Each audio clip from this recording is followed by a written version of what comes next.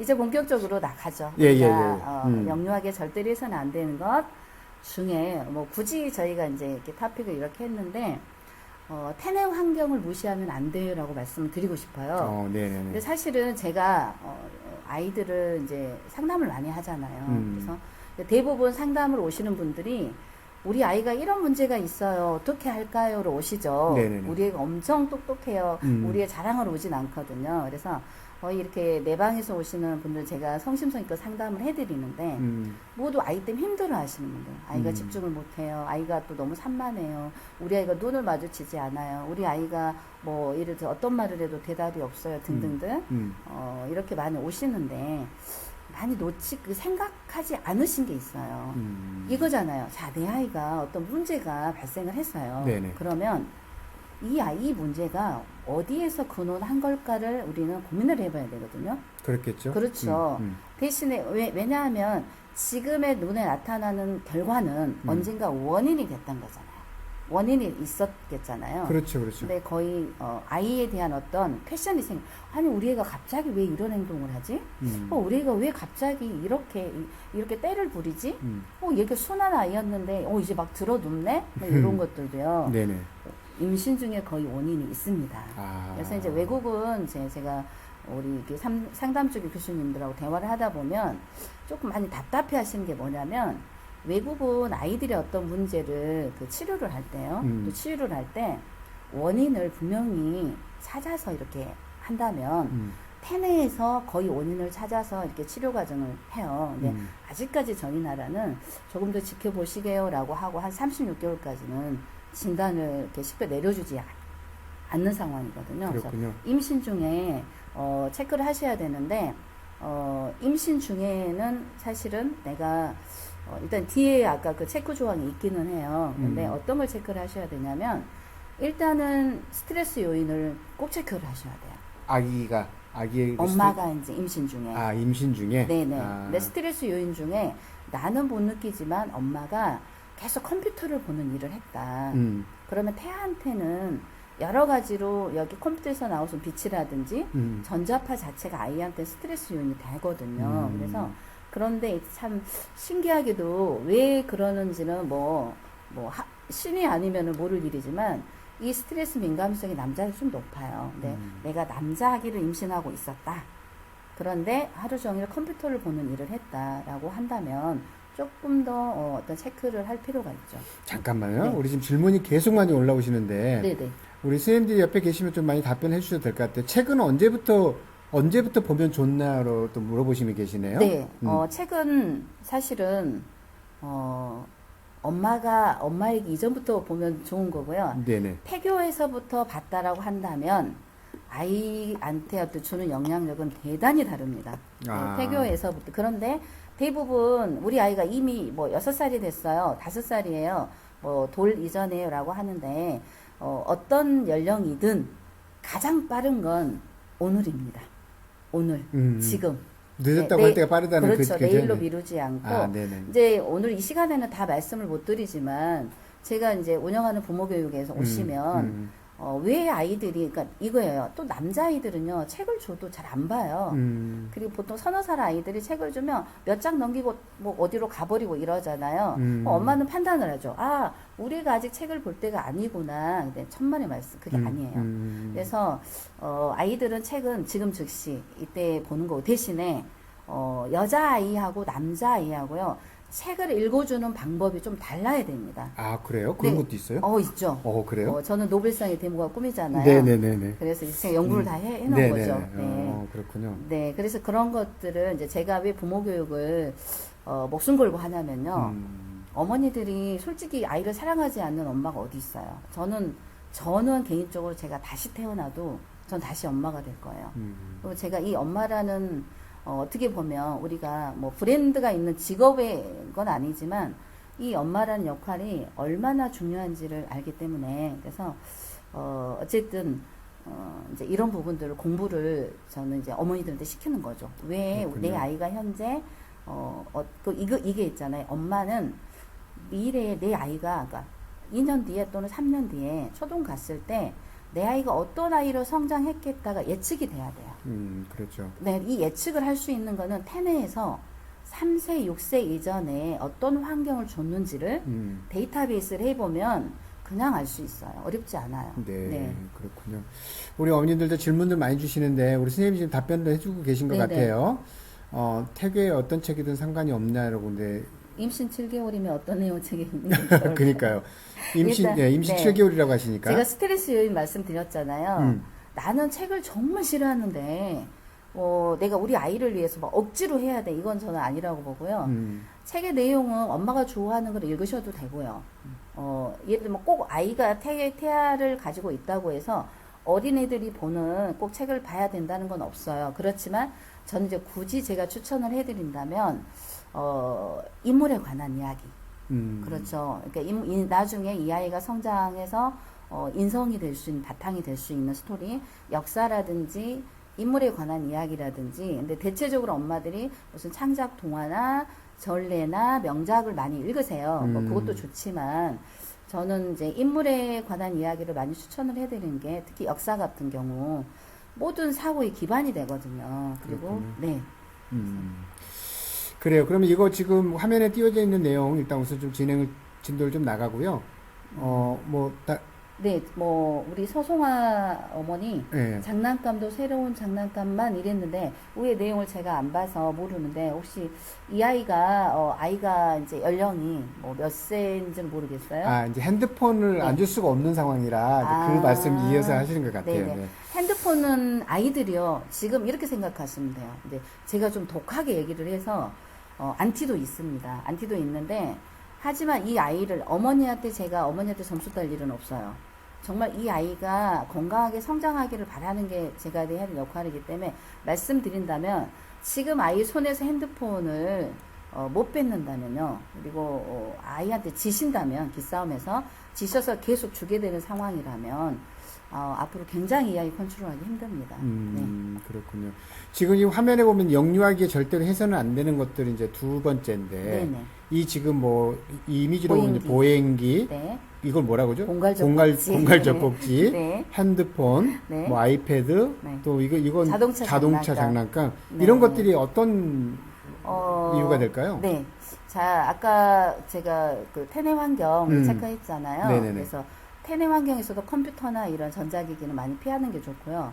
이제 임산부라면 제가 그 차단시키는 앞치마가 있어요. 네네. 전자파 그거를 차단. 네네. 그렇게 하는 이유가 뭐냐면 여기 이 컷하고 또 같이 연관이 됩니다. 아이들은 사실 일단 여기에 있는 것들은 아이들의 언어 발달에 도움이 하나도 안 됩니다. 그러니까 대부분 일단 공갈젖꼭지 제가 예를 들어 볼게요. 혹시 대표님 아이 키우실 때 공갈젖꼭지 안 썼어요. 안 썼죠. 근데 저희 딸도 셋을 낳아서 키우잖아요. 이 세 아이 다 공갈젖꼭지 한 명도 안 썼어요. 그리고 보행기도 아예 사지를 말라고 해요. 그러니까 제가 산모교실 가서 강의할 때 이제 들으신 분들은 아시겠지만 사지 말 것, 공갈젖꼭지, 네, 그 다음에 보행기 아예 준비하지 마세요. 있으면 쓰게 되거든요. 그래서 왜 그러냐면 이게 뇌 발달하고 다 관계가 있고요. 이미 18세기에도요. 저희 나라는 없었겠지만 외국 서구에는 있었기 때문에 보행에 하나 도움이 되지 않고 두뇌 발달에 저희 요인이 된다라고 하는 데이터들이 되게 많습니다. 개인적으로 봤을 때 보행기가 이렇게 이제 걸음마 할 때 그렇죠. 도움되게끔 하는 그런 역할 아닌가요? 도움은 전혀 되지 않고요. 그래요? 네. 이때 보행기를 탈 정도의 연령의 아이들은 기어 다니는 시기거든요. 네네, 그렇죠. 기어 다녀야지만이 왜 이렇게 아이들이 이렇게 서 있는 거랑, 물론 신체적으로 안전하지도 않지만, 네. 기어 다니면 온 근육을 다 쓰죠.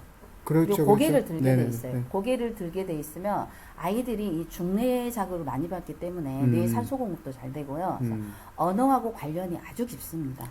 그래서 대부분 제가 저도 이제 언어재활과나 이런 이렇게 외래 강의를 많이 하고 이쪽에 이제 사실은 저희 아이가 이제 어렸을 때 이런 좀 어려움이 좀 있었어요. 그래서 네네네. 어찌어찌 해서 제가 이 분야에 또 공부를 해보니까 아이들이 되고가 안 되고가 이미 기본적인 데이터 몇 개만 체크를 하거나 예방을 하면 된단 말이에요. 그래서 보행기는 일단 아이들이 뇌 발달에 굉장히 저희운이 됩니다. 그러면 지금 저기 공갈죽 꼭지는 네. 또 어떤 공갈죽 꼭지는 사실은 요즘은 이제 이게 없으면 아이들이 이제 뭐 배앓이나 이런 거 할 때 여기에 집중을 하면 조금 그거를 이제 완화시킬 수 있으니까 많이 하기도 하는데 어쨌든 이게 없었던 시절에도 우리는 다 살았단 말이에요. 그런데 뇌라는 건 뱃속에서 그러니까 엄마 뱃속에 있을 때부터요 36개월까지는 어떤 환경이 오느냐에 따라서 내가 디자인을 한단 말이에요.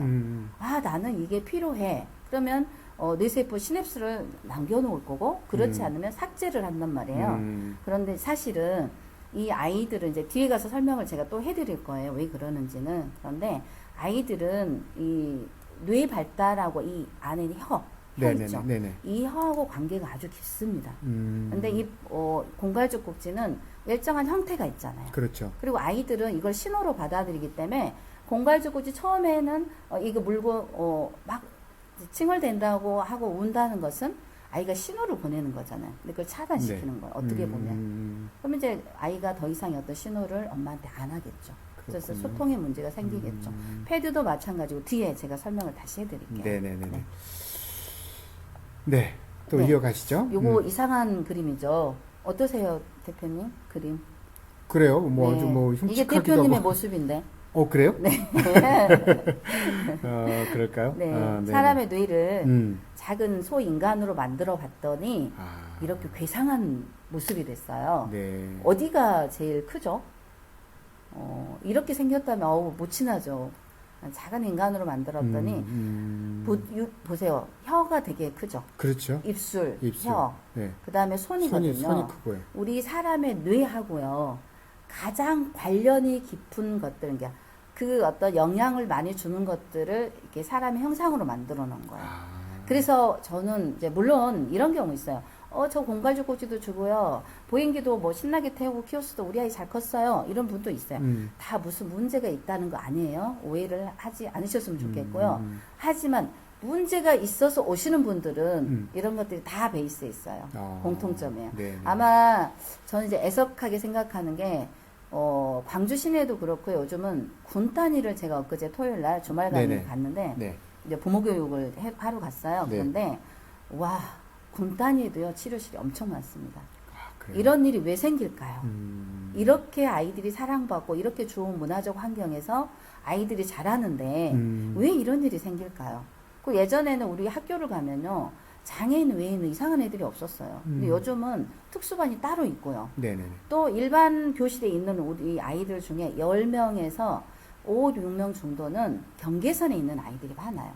이 모든 게 다 이런 환경적인 요인이랑 관계가 있다는 거죠. 그래서 일단 이 사람의 이 혀놀림이 되게 중요해요. 근데 우리 아이들이 왜 신생아 때도 막 낳은 아이도요, 그 베네짓이라고 하거든요. 그렇죠. 막 입을 움직이면서 네네네네. 하거든요. 네네. 그런데 우리 아이들한테 일단 이 공갈죽 꼭지는 주면 안 될 이유, 또 말 그대로 이제 손가락을 많이 써야 되는데 손가락 하나만 써도 30% 이상의 혈류량이 늘어나요. 네.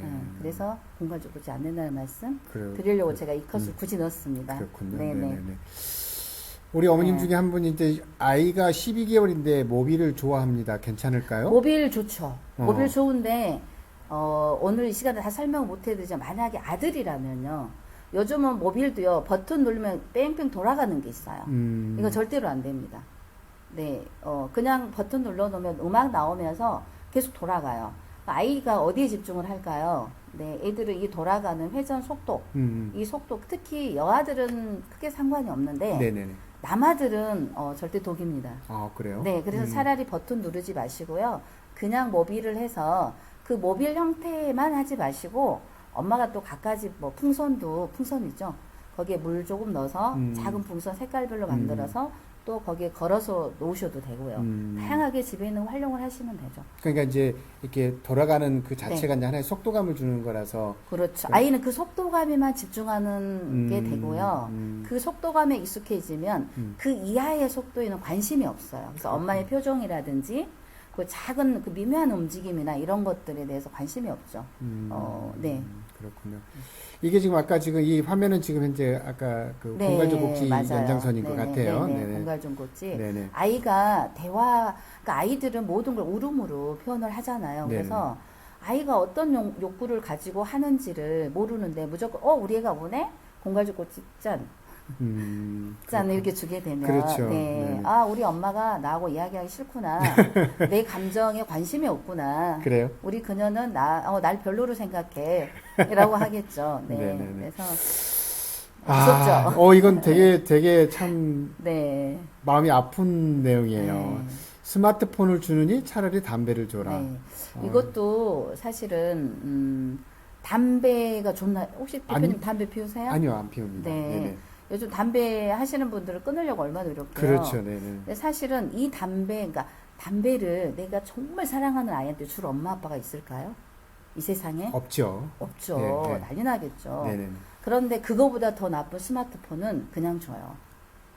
그냥 주잖아요. 그렇죠. 네, 사실은 담배는 우리가 담배를 피우면 뭐 폐 기능이 안 좋아지고 뭐 암이 올 수 이렇잖아요. 네네네. 그렇다고 모두 다 죽는 것도 아니에요. 그리고 또 중간에 끊고 케어를 하면 좋아질 수도 있어요. 맞습니다. 네네. 하지만 아이들 뇌는 달라요. 뇌는 한번 디자인이 잘못되면 절대 수정할 수가 없어요. 그렇겠죠. 자, 우리가 컴퓨터도요, 내가 사양을 올릴 수도 있고, 내가 프로그램이 마음에 안 들면 삭제시키면 돼요. 네네네. 인간의 뇌는 그게 불가능하다는 거죠.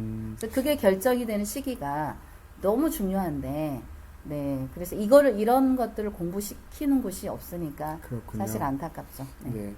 그 상무님 역할이 되게 중요할 것 같아요. 부부교실에서 이런 저는 것들을. 나라를 살리고 있습니다. 그러니까요. 네네네. 제가 이제 이렇게 가끔 이렇게 큰 대형 식당 같은 데 이렇게 가서 보면 네네. 테이블에다가 딱 밥 먹으러 오면 엄마 네. 아빠가 아예 핸드폰 딱 뒤에 거치대 해서 애는 네. 딱 거기다 이렇게 고정을 입만 하는. 벌리죠. 그렇죠. 네. 그런 거 굉장히 안 좋은 거네요. 저는 식당, 그렇죠. 저는 제가 식당을 가면 그런 경우를 보는데, 네네네. 얘기해줘요. 아. 어머니, 네, 아주 그래서 유별난 사람 취급 받기도 하는데요. 아이들이 입만 벌리죠. 근데 사실은 저거 건강하라고 저 맛있는 식당에 와서 저 맛있는 걸 주는데, 아이 뇌는 팝콘내가 돼가고 있는데, 정말 안타깝죠. 그러니까. 네, 하지만, 임산부, 그러니까 임신 산모교실에서나, 우리 또 특히 맘스데이에서 제 강의를 듣고 아이를 낳아서 이렇게 키우신 분들 중에 네네네. 그런 분들 되게 많으세요. 그때 제가 산모교실에서 이런 거 안 했더니 아이 이렇게 잘 키웠고요. 아마 여기에 들어오시는 분들은 그런 분들 한 분도 안 계실 거라고 제가 그러니까 믿어심지 않습니다. 여러분들 오늘 상무님 강의를 꼭 들어야 되는 이유가 지금 조금 전에 말씀하셨어요. 우리 아이 이미 여러분들 선배님들은 우리 오프라인에서 이렇게 우리 상무님 강의 듣고 또 아기 출산해서 그대로 실천을 하다 보니까 우리 네. 아이들이 굉장히 건강하고 훌륭하게 지금 자라고 있다라는 겁니다. 그러니까 여러분들이 관심 갖고요. 또 우리 그 부부교실에 이렇게 참여하셔가지고 함께 하시면 좋을 것 같습니다. 네.